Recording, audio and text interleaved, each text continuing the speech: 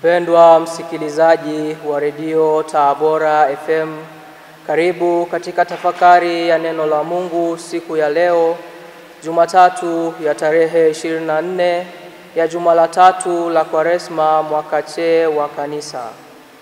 Masomo yetu ya leo yanatuongoza kutafakari juu ya ugumu wa kazi ya unabii na umuhimu wa kuwasikiliza manabii.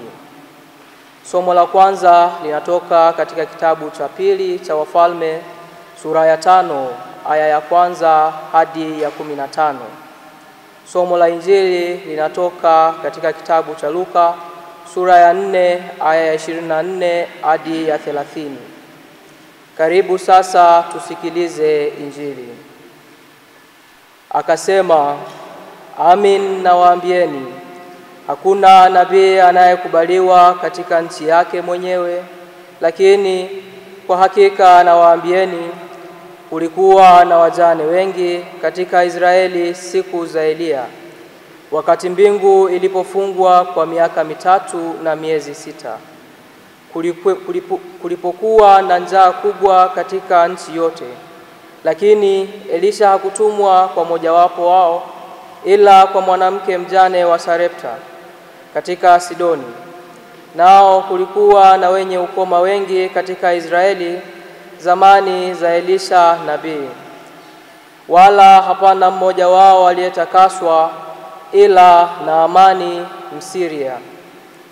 Nao wote waliokuwa katika sinagogi waliposikia haya, walijaa hasira, wakaondoka, wakamtoa nje ya mji, wakampeleka mpaka ncha ya mlima ambao mji wao ulijengwa juu yake, ili wamtupie chini. Lakini yeye akapita katikati yao, akaenda zake. Neno la Bwana. Sifa kwako, Kristo. Karibuni sasa tusikilize tafakari. Pendwa msikilizaji wa redio Tabora FM, katika somo la kwanza kutoka katika kitabu cha pili cha Wafalme, tunasimuliwa maisha ya Naamani, jemedari mwenye nguvu na mheshimiwa wa Syria, ambaye anaugua ukoma. Ni simulizi iliyojaa unyenyekevu, imani, wajumbe wasiotarajiwa na ulimwengu wote wa neema ya Mungu. Naamani, licha ya hadhi yake ya juu na uwezo wake wa kijeshi, hatimaye hana msaada dhidi ya ukoma wake. Hii inatukumbusha kwamba kila mtu, bila kujali nafasi yake katika maisha, anakabiliwa na udhaifu na mipaka. Sisi sote huathirika na ugonjwa, mateso na hali zilizo nje ya uwezo wetu. Simulizi ya Naamani inaangazia hitaji la mwanadamu la uponyaji na urejesho wa kimwili na kiroho. Naamani, licha ya kuwa kiongozi mkubwa na jemedari wa jeshi, alilazimika kushinda kiburi chake ili kupokea uponyaji. Hii ni changamoto kwa viongozi wa leo ambao mara nyingi huwa na mamlaka na ushawishi mkubwa.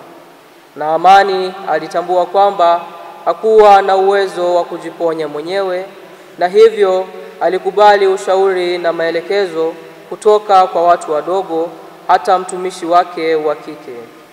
Viongozi wa leo wanapaswa kuwa na unyenyekevu na kutambua kwamba hawawezi kufanya kila kitu peke yao.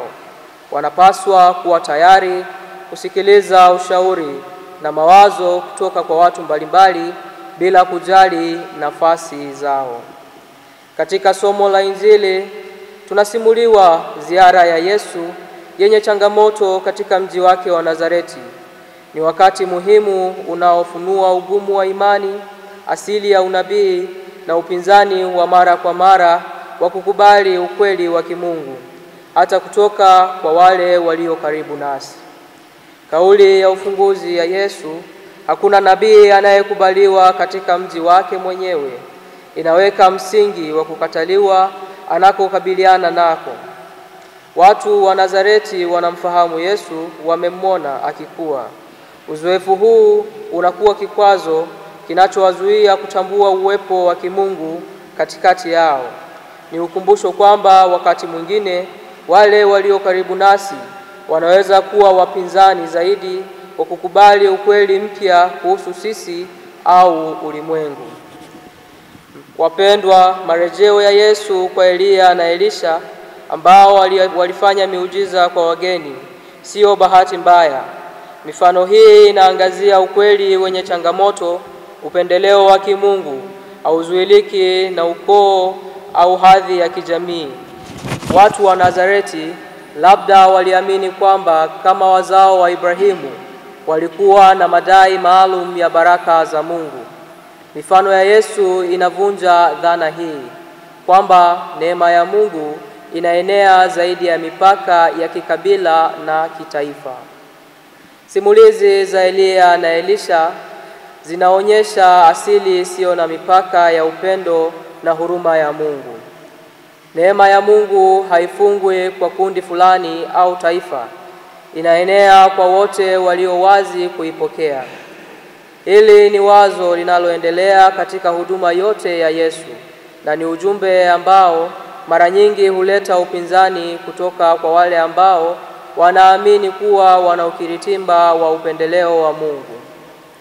Mabadiliko katika hali ya umati ni ya kushangaza. Hapo awali walivutiwa na maneno ya Yesu, lakini alipopinga mawazo yao na chuki zao, pongezi zao zilibadilika kuwa hasira. Hii inaonyesha tabia ya wanadamu kukubali tu yale ambayo yanaambatana na mawazo yetu potofu. Tunapopingwa, mara nyingi tunaitikia kwa udai badala ya uwazi. Wapendwa wasikilizaji wa redio Tabora FM, ni ukumbusho wenye nguvu kwamba kukubali ukweli wa kimungu mara nyingi kunahitaji sisi kuvuka upendeleo na chuki zetu. Inatuhimiza kuangalia zaidi ya yale tuliyoyazoea na kuwa wazi kwa uwezekano kwamba neema ya Mungu inaweza kuwafikia wale ambao hatutarajii.